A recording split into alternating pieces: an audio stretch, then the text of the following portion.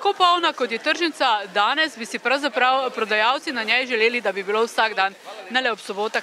Ampak današnja sobota je pomembna še zaradi nečesa, ne samo zato, ker je prva v mesecu. Ja, današnja sobota je pomembna zato, ker smo danes zaključili praktično z akcijo Darujmo srcem, v kateri smo celo leto nabirali majhne prispevke v humanitarne namene za uboge družine v času praznikov, da jim malo popestrimo dneve.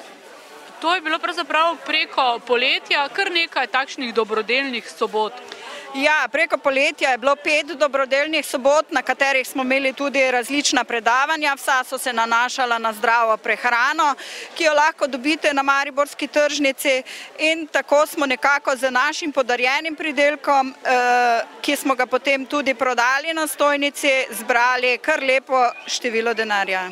S tem, da tu niso sodelovali samo pridelovalci, ki so v združenju, ampak so sodelovali tudi ostali branjevci.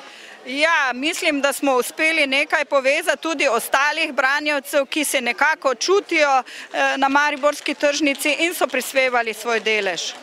Boste s takšno akcijo nadaljevali tudi prihodnje leto? Ja, upajmo in želimo, da bo to izvedljivo, ampak predvsem upamo, da nas bo poslušali tisti, ki so zadolženi, da nam naredijo pokrito zaprto tržnico, pa bomo še storili kaj več. Kako pogosto sicer prihajate na tržnico? Če bom čisto iskren, zelo redko je pa večkrat žena tukaj. Žal je tudi prej v tisti igri, nekako, ki je kulturna skupina oziroma folklorna skupina iz Ožbolta pripravila, nekako pokazala vlogo ženske, in žal je tudi pri nas nekako tako, da je večkrat na tržnici žena kot jaz. Ampak danes ste prišli vendarle z nekim posebnim namenom.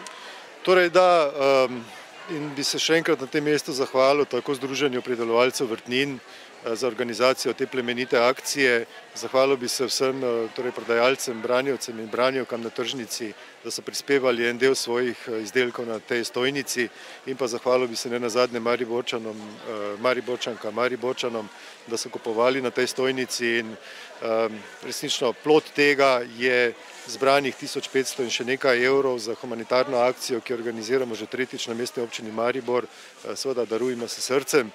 In resnično na tem mestu zagotavljam, da bo ta denar prišel v prave roke, torej številnim Mariborčanom, ki so pomoči še kako potrebni.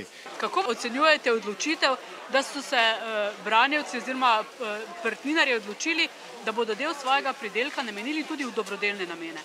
To je sigurno za pozdraviti. Upam, da bodo še kdaj to naredili.